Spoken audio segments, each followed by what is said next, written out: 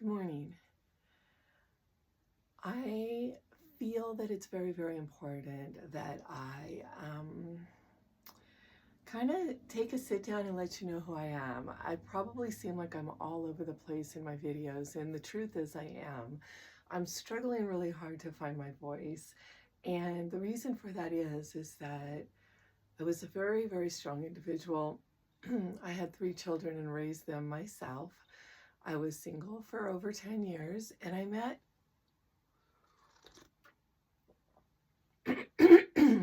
throat chakra doesn't want to talk about this story, but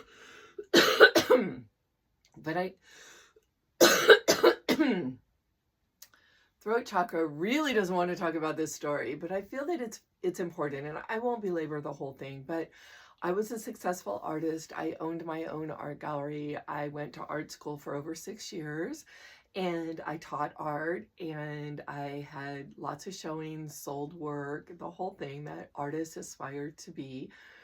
And I was actually on the county's art council that I lived, the county that I lived in. I was a chair on their art council.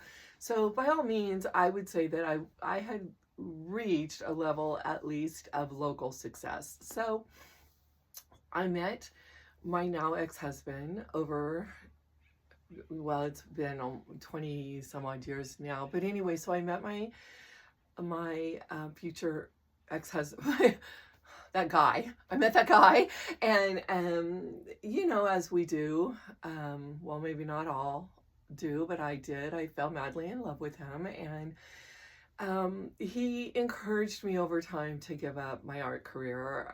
Actually, when I met him, I was working on a very, very large installation piece, and I really never even finished it because he felt like it was impeding into our relationship. So I gave that up. I gave up lots of other parts of myself.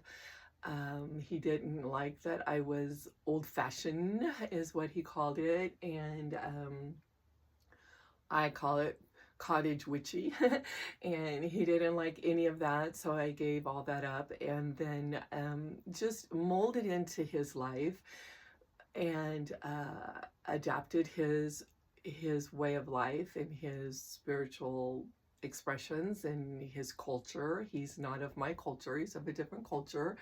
And so I just really became the person that I thought he wanted me to be. And just shy of our 20th anniversary, he moved me out of our home. We had a home in Tahoe.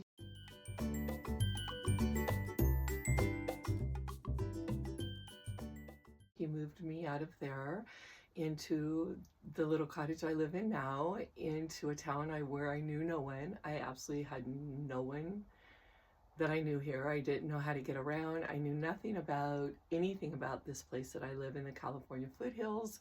And he chose the house. He chose the house because it had a lot of property around it. I gave up my job and I came here and started doing a different job. And about a month after we moved here, he, out of the blue, completely out of the blue, I had no idea he was unhappy. I know this is a really common story, but I promise you, I had no idea that he was so unhappy with me. And about a month after I gave up my entire life in Tahoe, I had a career there doing tactile arts, and I just kind of carved out this little niche of doing Tahoe-specific kinds of artwork.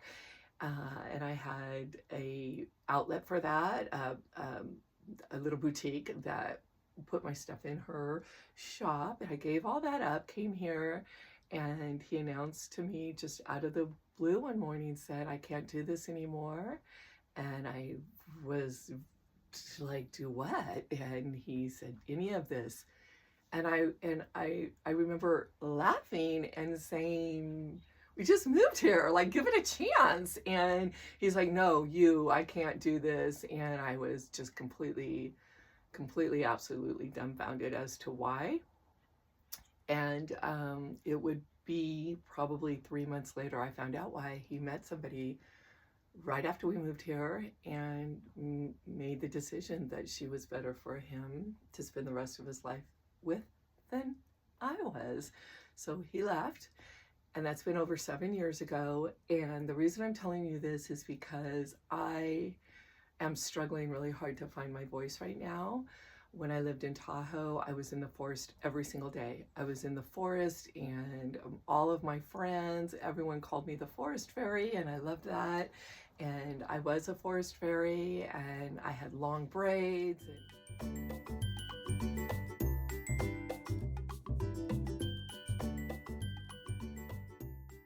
Just so many things, so many things. And so my life has been just this one massive upheaval. And when I first went through my separation, that would become my divorce, one of my friends said that she had gone through the same thing, and that she read that it takes 1 year of recovery for every 2 years you were together. And I was like, not going to take me 10 years.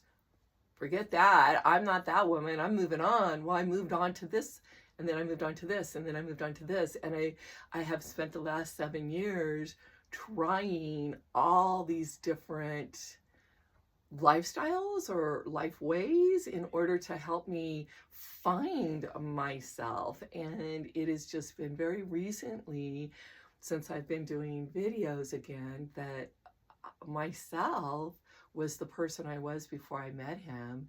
And I have to undo 20 years of training me to be the person he wanted me to be. And then in the end, I guess he felt that it wasn't good enough for him after 20 years. You know, I don't want to belabor that. I don't know what was in his head. I've never spoken to him since he left. I never want to see him. We went through the divorce and that was it. And we're done. We don't have children together, thank God. And so I don't have any reason to ever see him or speak to him again. But my focus now is on me and finding my voice and finding my expression through clothing, through hair, through my artwork, through everything that I am. And I want to bring you along on this journey, but I also want to give you just, you know, not a prelude, the caveat. I want to just give you the caveat that it may be a bumpy ride.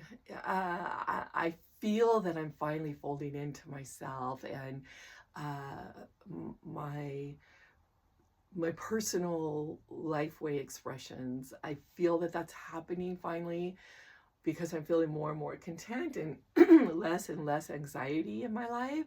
So I just wanted to take a few minutes and just introduce myself to you and kind of give you some backstory as to why I seem erratic and kind of all over the place in my videos. And honestly, it's because I am erratic and all over the place in my real life. And I really am hoping that through the next maybe year that I will finally fold into myself and recognize my soul again and my spirit again. And I'm so grateful that you're coming along on this journey with me. And love and kisses from the Willow Rose Cottage. Good morning. I hope you have a fabulous day.